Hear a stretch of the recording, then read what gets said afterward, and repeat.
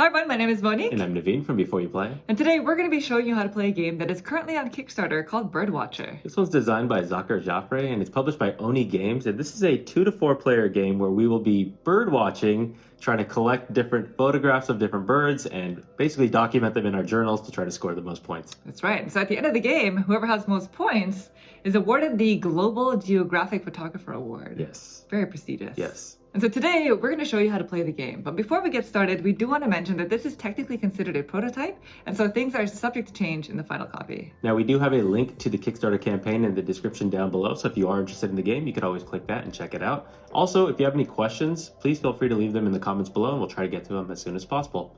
Plus, if you'd like to see more videos like this in the future, please consider subscribing. And with that, I think we're ready to begin. So if you please direct your attention to the center of the table, we're all set up here for a 2-player game of Birdwatcher. And so just to kind of give you the lay of the land, each player has their own tree. And so that's what this beauty is here in the middle of the table.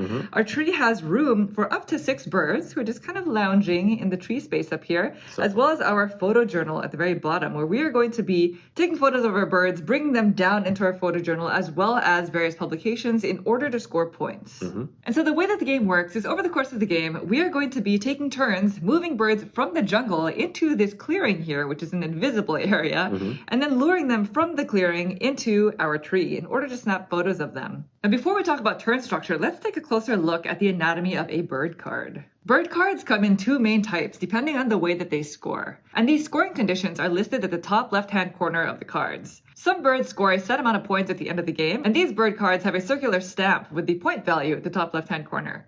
Other birds score in sets, and these birds have a ribbon at the top left-hand corner of the card that tell you how many points you get depending on the number of adjacent same type of birds in your photo journal. They each also have a rarity index that's demonstrated by a small numerical value enclosed by a circle, and that tells you how many of that type of card are in the deck. And some cards show an insect token at the bottom left-hand corner, and that is a bonus token that you acquire when moving the bird into your photo journal. And so over the course of the game, players are going to be taking turns taking actions. And so on your turn, you have 3 actions that you're allowed to take. All the actions that you can take in this game are listed here on your tree player aid.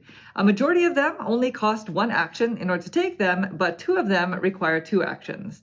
And so we're just going to briefly talk about each action one by one so that you have a larger understanding of how the game works. And so starting with the most essential of actions, which is taking a photo.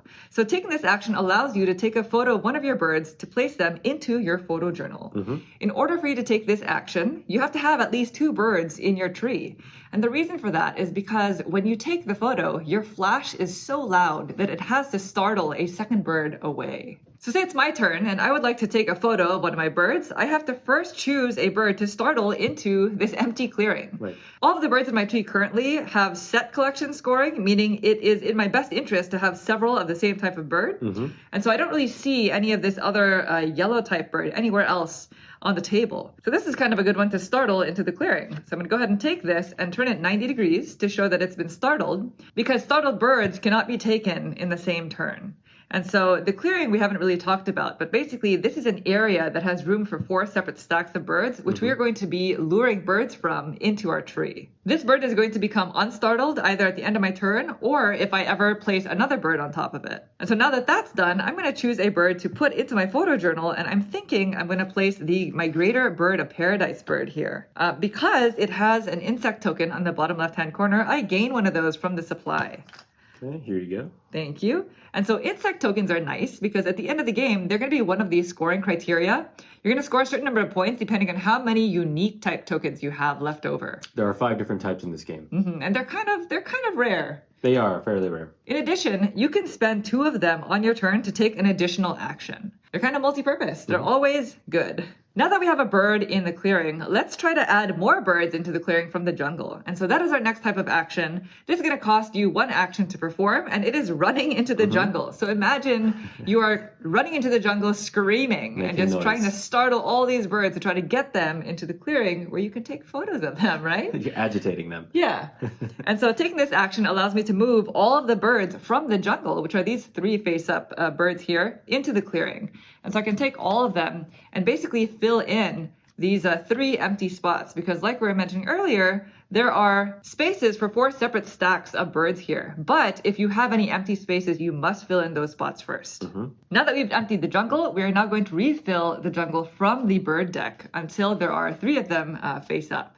And so this is great news for me, because as you can tell from my photo journal, this bird is going to score me a lot of points depending on whether or not I have the same type of bird adjacent to it in my photo journal. So I'm looking for this exact type of bird, which I see all over the place right now. They're everywhere. And so what I could do is this 3rd type of action, which is performing a bird call. This is going to cost me 1 action to do, and this essentially lets me take all of 1 species from both the clearing as well as the jungle. So I'm going to go ahead and take that action and just take these 2 birds into my tree. And right away, we immediately refill the jungle. At this point, I've spent all 3 of my actions, so then play would proceed to Naveen. But let's just talk about the last 2 actions before we continue. Now, I really only need 3 of this specific bird type in order to score me the maximum 15 points. But say I didn't have this 3rd bird, and I really needed to find a 3rd one. Well, I see one in Naveen's tree over there. And so with my handy dandy zoom lens, I could snap a photo of the bird that's in Naveen's tree for 2 actions. So it's a little bit more expensive, but it's a lot more aggressive. And so taking this action allows me to take one of the birds from Naveen's tree and place it straight into my photo journal. Now, Naveen isn't at a total loss, because when you take this action, you must also give that player one of the birds from your own tree. And so I'm going to give you this one because I don't see that you need it right now. So that's going to go in Naveen's tree. And in addition, if he still has space in his tree for extra birds, he gets to draw a card from the bird deck. Directly from the jungle. Oh my gosh. There you go.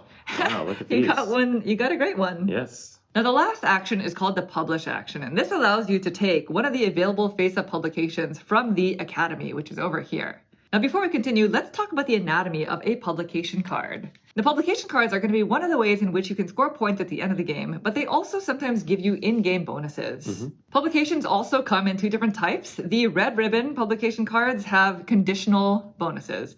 They usually require a certain condition to be met in order for you to gain the benefits listed on the card. This one specifically just says when you gain this card, you immediately add any bird from the jungle or clearing to your tree. You also get 3 citation points, which are just regular game points, for this card at the end of the game. So this one is a little bit more straightforward. The blue cards always get you just a set number of points at the end of the game. So this one specifically gets you 3 citation points. In addition, publication cards also have a certain number of book symbols, and so at the end of the game, whoever has the majority of book symbols showing will get 5 additional points, and whoever has the least amount of books gets minus 2 points. Yes, you lose 2 points if you don't have enough. Yes, so you definitely don't want to neglect the book symbols.